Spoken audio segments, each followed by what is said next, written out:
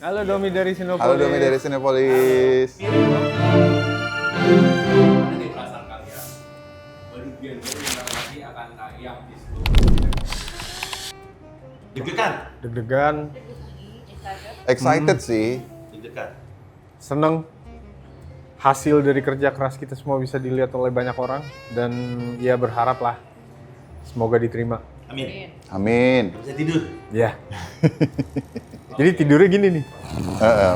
Oh bukan gini tidurnya ya? Heeh. Oh bukan ke belakang gitu ya? Heeh. Ini film Badut Gendong ini ceritanya tentang apa sih sekarang? Nah itu jago banget Dainta Aduh. ceritain itu. Dan Dai soal ceritanya kadang enggak. tuh yang jiwa Kerja. kita- Ini berdua aja. Iya. Oke, Badut Gendong ini adalah cerita love tragic romance antara Darso dan Darsi, di mana Darso dan Darsi pengamen jalanan, pengamennya tapi ngamen nari. Terus mereka nggak punya banyak possession, tapi yang mereka punya adalah Satu sama lain. satu sama lain, perasaan cinta satu sama lain, dan ya itu yang mereka hold dear, itu yang mereka jaga. Dan ada satu kejadian di mana itu direnggut oleh orang gitu.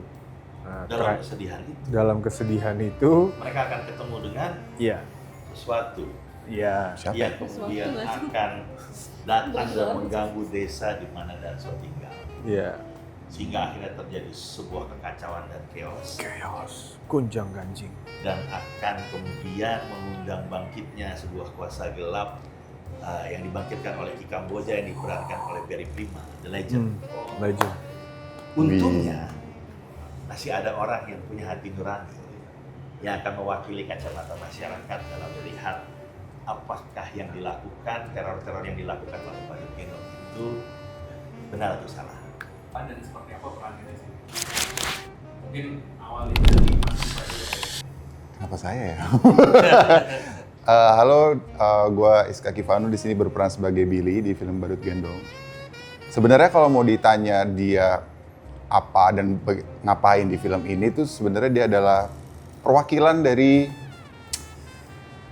hal yang rakah lah kalau kita bahasa Indonesia yang baik ya gitu. Dia ingin menghalalkan segala cara dengan tidak melihat atau tidak pandang bulu apapun yang terjadi di depannya atau efek setelahnya itu. Jadi bisa dibilang villain di film ini gitu. Dan sebuah film will only be as good as its villain. Iya. Semoga bismillah. Ya, aku dipilih sebagai Arini, lawyer yang di-hire sama perusahaannya Billy untuk mengambil sebuah lahan di desa yang ditinggali oleh si Darso Darsi ini. Tapi dibilang Arini ini lawyer yang punya idealisme yang tinggi gitu. Dia sangat menjunjung tinggi keadilan. Maka terjadi banyak dilema yang terjadi sama Arini ini di sepanjang film nantinya, karena somehow dia juga berpihak seperti ada empati ke masyarakat ini, tapi somehow dia juga pengen menjalankan tugas yang diperintahkan sama perusahaan ini lah. Tapi sebisa mungkin perusahaan ini juga aman, tidak terkena tindak pidana karena banyak hal-hal yang terjadi, kematian-kematian yang terjadi nantinya di desa ini. Jadi hari ini pengen semuanya ini aman, masyarakatnya aman, perusahaan aman, dan jalannya aman. Aman dan benar. Aman dan benar. Jadi nanti ada semacam dilema yang nonton buat melihat hari ini. Iya, ini arahnya kemana? Belum dibangun soalnya. Sekarang ke dua Badut Gendong kita. Yoi. Leo sebagai Darso Deita sebagai Darsi. dan kami adalah Darso Darsi. Dede. Dua Dede. yang menjadi satu. Gitu. Awalnya dua terpisahkan, terus menyatu lagi. Darso adalah Darsi, Darsi adalah Darsi. Iya. Kalian itu menurut kalian lebih banyak capek fisik atau capek batin? Waduh. Dua-duanya. Iya, dua-duanya. Kenapa tuh, Pak? Karena syuting kita memang berat. Bahkan ada yang satu scene itu kita kerjakan selama 3 hari. Oh iya, yang Ya, itu ya. sebetulnya kepengen lebih dari 3 hari, tapi kondisi dan situasi waktu itu karena tempat kita syuting juga mau dipanen tubuhnya sehingga hanya memungkinkan kita syuting 3 hari. Tapi jadi karena itu kita fully pack di satu scene itu hampir lebih dari 500 orang bekerja bersamaan. Jadi medan berat, prosesnya berat, ya. Tapi at the same time secara emosi filmnya kan sangat emosional dan teman-teman ini dalam bermain kemudian begitu serius, begitu mengeluarkan segala sesuatu yang bisa mereka lakukan sehingga emosi di lapangan itu juga teraduk-aduk. Jadi memang serunya luar biasa. Dan memang biasanya yang seru-seru itu kan capek ya. Main padel kalau seru kan pasti capek. Kalau lawannya nggak seru, mainnya biasa kan nggak capek. Jadi kalau nggak main saya tetap merasa satu dengan dunia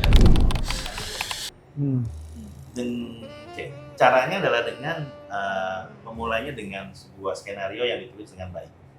Mas Asaf Antariksa, Dharma, juga kemudian saya waktu itu memang memulai penulisan cukup lama, jadi kami menggodok skenario cukup lama gitu ya. Dan dalam penulisan itu Mas Asaf Antariksa terutama pasti selalu melakukan riset soal budaya, riset soal ini terjadi di tahun berapa dan apa yang kemudian menjadi kasus di tahun itu, apa yang kemudian banyak terjadi di daerah itu, relativitas dari karakter-karakternya, itu semua dipikirkan. Sehingga pada saat cerita itu kemudian kita bawakan dalam proses syuting, mudah-mudahan dengan skenario yang baik itu akan membuat segala sesuatu yang terjalin dengan baik dan hasilnya nanti bisa dinikmati penonton di bioskop. Amin. terus Badut Gendong ini kan juga punya visual yang kuat ya. Dari sisi teknis nih, yang paling challenging bagi Bang sendiri apa? Desain karakternya, movement, atau atmosfer gitu loh. Film itu adalah kerja kolektif. Almarhum ayah saya selalu bilang di film itu nggak ada Superman. Nggak ada satu orang yang kemudian bisa mengerjakan segala sesuatunya kecuali bikin film home video gitu pakai 1-2 alat gitu yang memang dia pegang sendiri. Tapi kalau film secara profesional itu adalah karya kolektif yang dikerjakan begitu banyak orang sehingga gabungan dari elemen yang mereka bawa dari masing-masing talenta dengan divisi yang berbeda-beda itu kemudian menyatu menjadi sebuah hasil akhir yang secara cinematic experience akan sangat menyenangkan dan membuat pengalaman yang sangat berbeda saat ditonton di bioskop. Jadi challenge-nya memang datang dari berbagai macam divisi. Pada saat kita shoot kita harus kemudian melakukannya dengan sebaik mungkin. Andi Praditya sebagai DOP, Transpaat dari segi art, bangunan, set, desain dan segala macam. Di film Badut Gendong ini, kecuali lokasi stasiun kereta api yang dilihat di awal film, sisanya semuanya adalah set yang dibangun oleh timnya Transpaat. Dari semua rumah bahkan sampai terowongan itu semua dibangun set. Kemudian pada saat masuk ke post, editing, sound, musik, CGI itu semua menyatu. Jadi menurut saya yang paling challenge justru adalah menyatukan begitu banyak elemen untuk kemudian menghasilkan hasil maksimal terbaik dari divisi masing-masing untuk kemudian menyatu dan menjadi satu hasil yang kemudian secara selaras bisa enak ditonton di bioskop pada saat dia rilis. Detail matters. Jadi detail itu sangat penting. Jadi sekarang di grup WA, itu di grup WA gua, itu lagi bertebaran meme di grup post gitu ya, grup bertebaran meme yang isinya Kiva. Wah, dengan karakternya Billy di Badut Gendong. Salah satunya karena dia punya dialog itu, gimmick-gimmick dialog bahasa Inggris itu ini banget, gitu. Ntar gue kasih lihat nih, gue kirimin ya. Dari it's huge gitu.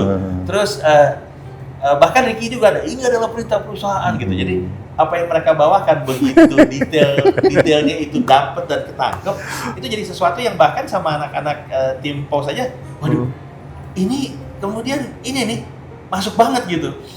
Misalnya nih ya, Andre Hari Handoyo, sound engineer gue yang luar biasa itu, demen banget sama kalimat damn it Ricky gitu kan. Terus gue bilang, emang kenapa? Iya, karena gue lagi kerja sama orang yang namanya Ricky, jadi kalau dia aduh, gue mau minta waktu tambahan. Aduh, damn it, Ricky, itu namanya gitu ya. Jadi, dan itu menurut gue baru kemudian bisa menarik kalau saat Kiva membawakannya itu memang kena. Udah nge-hook gitu kena, ya. gitu. Padahal kalau kita lihat, Kiva juga main satu banyak peran ya. Ada di filmnya siapa itu? Ya bukan ibu? Randolph. Gitu. Karakternya menjadi orang baik. Di sana justru malah karakter yang lovable gitu. Atau di video klipnya Om Ebit sama Iwan Om Iwan Fals. Fals gitu. Dia nggak jadi villain, tapi di film ini kemudian, wah kalau ngeliat Kiva itu pas waktu lagi terakhir sampai mukanya dicapak, itu di bioskop ada yang yeay gitu kan. Semoga ya Pak. Ada bener, gua nggak bohong. Lu totos gitu ya, itu mereka pada seneng banget begitu pas kena jadi korban gitu. Karena memang mereka mainnya bagus, detail-detailnya dapat. Nah, bahkan hari ini gitu ya, gesture-gesture soal bagaimana dia sebagai seorang lawyer gitu, kepribadian itu ini banget, beda gitu. Dia kelihatan beda di antara orang-orang karena dia sering jalan di pedesaan, ketemu dengan orang-orang yang ada di sana. Karakternya itu nanti kalau dilihat itu beda sendiri. Gitu. Dia berusaha menyatu, tapi memang dia kelihatan datang dari tempat yang berbeda, dan itu akan terjadi karena detail. Layer supaya bisa menghilangkan dari satu karakter ke lain. Layering. Gimana ya? Sebenarnya kalau untuk layeringnya ya banyak-banyak bertanya kepada Pak CG. Cuman tetap present dulu gitu. Nah setelah di present mungkin akan seperti ini. Oh nggak bisa yo nanti, karena setelah ini kan lu nanti ketemunya di situ, dan di situ lu udah gede banget. Jadi di sini harus menjadi jembatan buat ke sana. Naikin lagi, up lagi. Oke, gitu. Jadi intinya trust aja sih. I mean, kalau kita menjadi aktor, ya kita harus percaya sama director kita untuk di direct. Maunya ke situ. Yakin Pak, aman ke situ Pak? Aman. Oh ya udah, jalan. Gitu. Ada momen apa? Ingat nggak dari gimana waktu? Ada yang tapi ini ngasih tahu scene. Ngasih ngebuka scene. Yaitu lagi lari terus jatuh, terus Darso teriak, "Dek, kenapa kamu ngelakuin ini semua?" Ya pas bagian situ. Itu ada di trailer. Ada di trailer, pas di situ. Kayaknya harus lebih besar lagi deh. Hah? Yakin Pak? Iya besarin lagi, karena sebelum ini kan kamu begini. Oke. Ya udah, lakuin, lepasin aja. Malah itu yang kepake di trailer. Tapi kadang-kadang juga bisa jadi pemain yang mengingatkan gua. Ini kayaknya kelebihan deh. Ini mungkin boleh begini. Kita kerja sama sih. Iya. Tapi tetap berasa kuat, tetap berasa emosinya dapat.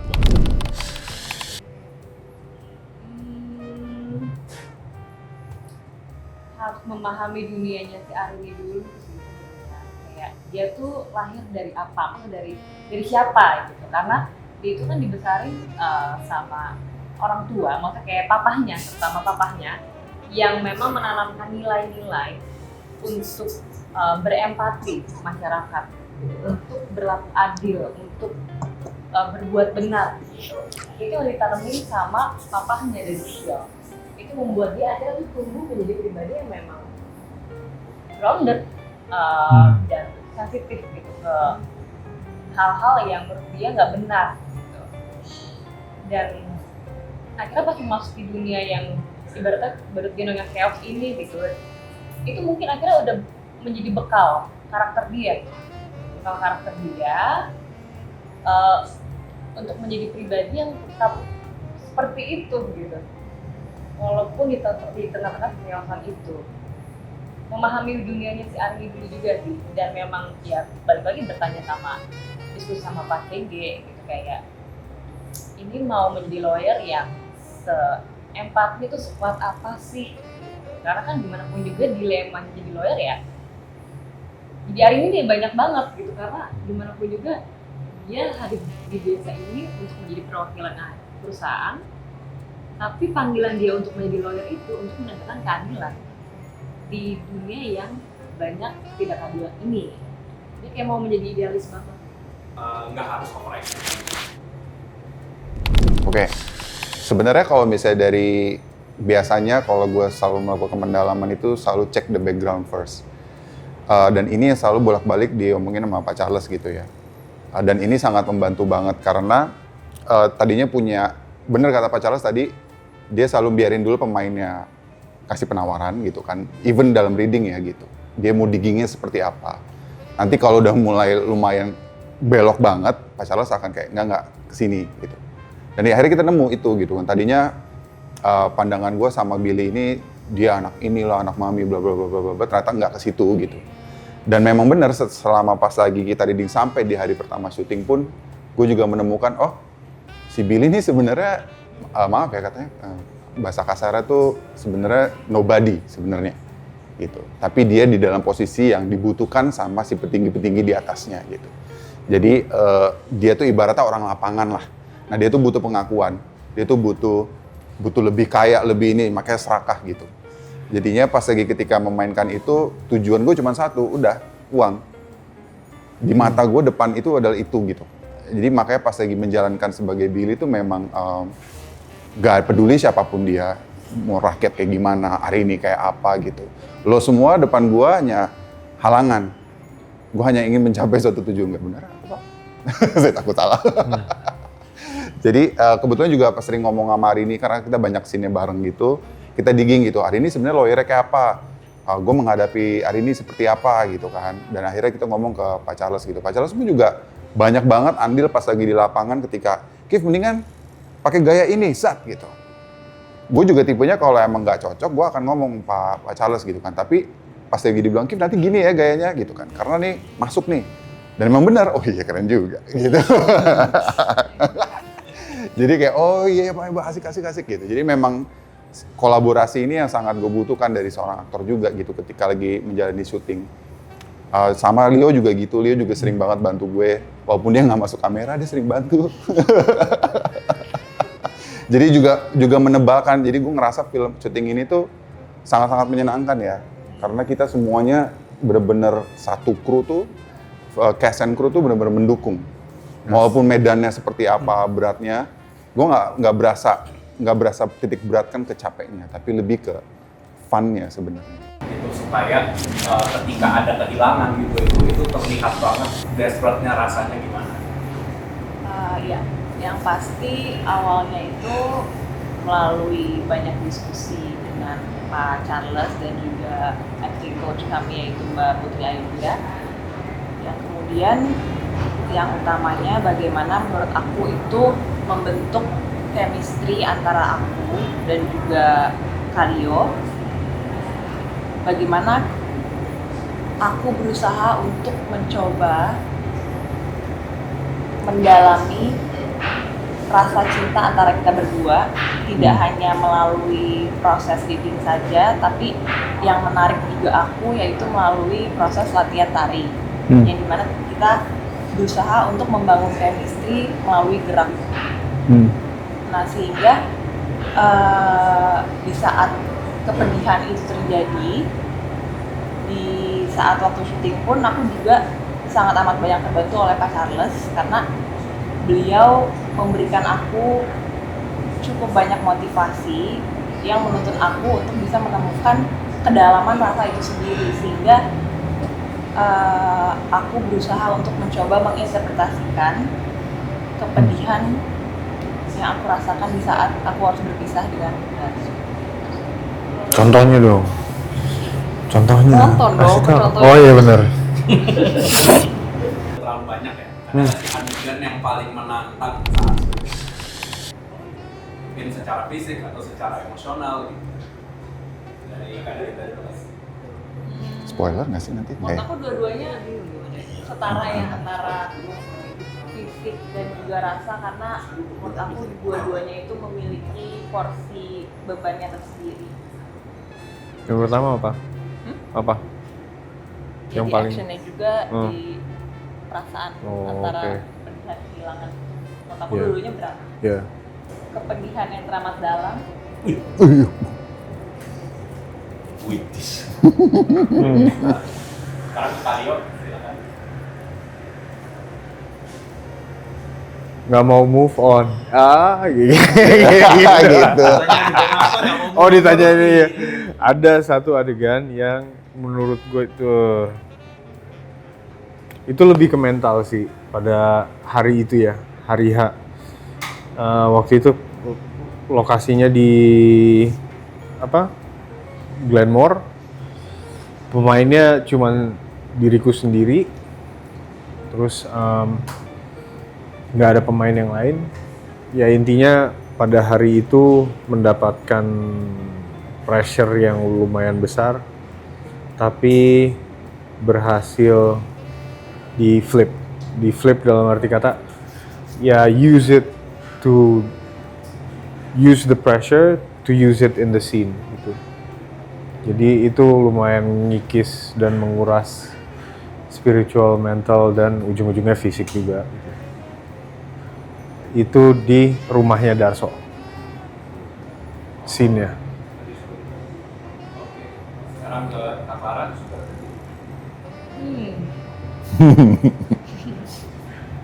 Sebenarnya beberapa adegan yang agak lumayan challenging gitu ya. Itu kebanyakan sama Siapa? FIFA sih sebenarnya gitu, kayak Oh. dua adegan krusial ya menurut gue kayak. Iya. Aduh, takut spoiler gimana? Ada di trailer juga ini kita lagi berdebat gitu. Itu lumayan perdebatan yang panjang dengan dialog yang lumayan juga cukup intens. Dan itu banyak banget fakta-fakta yang dijabarkan sama Arini ke karakter Billy gitu. Tapi harus dibawa dengan perasaan yang karakter Arini yang sebenarnya tenang gitu, tetap tenang gitu, tapi emosional gitu, kesel gitu. Itu lumayan challenging karena kayak waktu itu adegannya diambil lumayan cukup malam ya Pak ya, cukup malam dan udah melewati beberapa adegan lainnya dengan emosi yang berbeda. Jadi mungkin secara energi juga udah lumayan habis, tapi harus menjalankan adegan yang lumayan cukup intens dan emosional. Itu salah satu adegan, sama satu lagi, dua jadinya ya. Satu lagi di mobil sih. Jadi itu lebih ke teknis aja, itu teknis yang seru tuh. Itu lumayan seru tuh. Itulah adegan-adegan sama dia ya, Bapak ini balik lagi selalu seru. Debat malam. Debat yang ada gue juga. Oh wow. Yang ini kan adegannya Iya, itu kan? dia. Iya. Itu dia. Ini ada meme ya ini Pak ya. Tadi, best. Itu lumayan sih. Soalnya kondisi aku di situ sebenarnya agak lumayan nge-fit juga. Oh iya, waktu itu lagi lumayan drop agak ya. nge-fit, lumayan drop. Dan itu hari pertama. Enggak. No, hari kedua ya. Iya. Ya lumayan, jadi banyak banget faktornya tuh. Halo anak bioskop. Halo anak bioskop. Jangan lupa nonton film Badut Gendong tanggal 27 Mei.